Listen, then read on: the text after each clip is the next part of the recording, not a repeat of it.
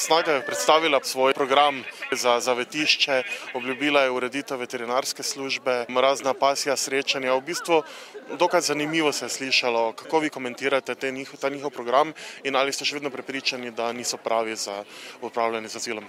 Tako je, mi v civilni iniciativi še vedno vztrajamo pri tem, da Snaga ni pravilno izbran koncesionar, ne samo zaradi tega, ker je bila izbrana po, popolnoma nepravičnih kriterijih, temveč tudi zaradi tega, ker eno je to, kar se zapiše v programu, drugo je pa seveda to, kar se bo dejansko izvajalo. Predvsem način je sporen pri tem vsem skupaj.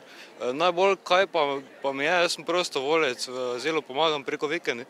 In vem, v kakšnem razu kužki spijo, recimo, en višek denarja, ko gre za neke druge zadeve, bi dejansko tam bolj prav prišel.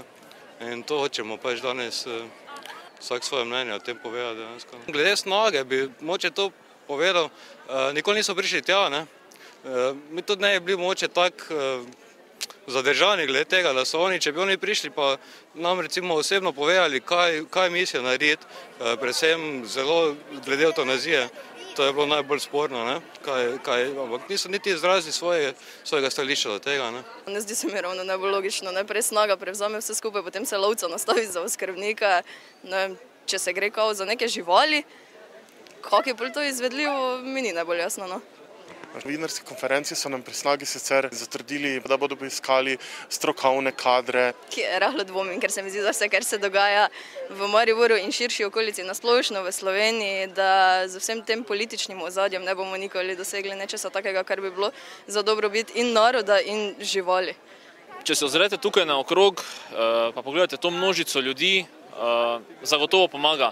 Če že druga, ne v prvi vrsti, da se osvesti javnost o nepravilnosti, ki se dogajajo v mestni občini Maribor, po drugi strani pa lahko tudi pomaga predvsem zaradi tega, da končno morda tudi posameznikom, ne samo v mestni občini Maribor, temveč tudi na širšem področju Republike Slovenije, po štajersko povedano, kapne v glavo, da pa le nekaj pri nas smrdi. Koga bi imeli vi torej za skrbnika, za v bistvu upravitelja azila Mačjo hišo ali denimo še koga drugega?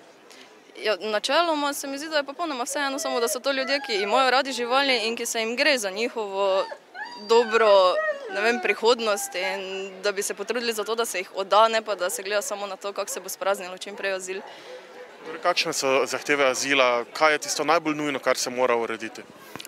Zdaj trenutno ogrevanje, izolacija, recimo finance, ki so bile namenjene za izolacijo, so šle za izgradnjo kapelice, ki je tam, ne vem zakaj, živali pa nimajo gretja. Gretja nimajo zato, ker je bil lansko leto takšen račun za plin, ki pa se je brez veze porabil na račun slabe izolacije. In tak začaran krog je, z katerega zdaj trenutno ne vidimo izhoda. Po današnjem shodu, kakšni so naslednji koraki, kdaj se ponovno snidete?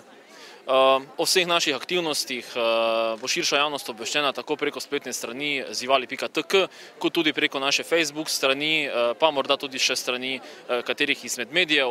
Prepričan pa sem, da bomo posamezniki še vedno vztrajali pri svoji odločitvi in tako kot sem že prvič dejal, vztrajali bomo tako dolgo, dokler ne dosežemo željenega učinka.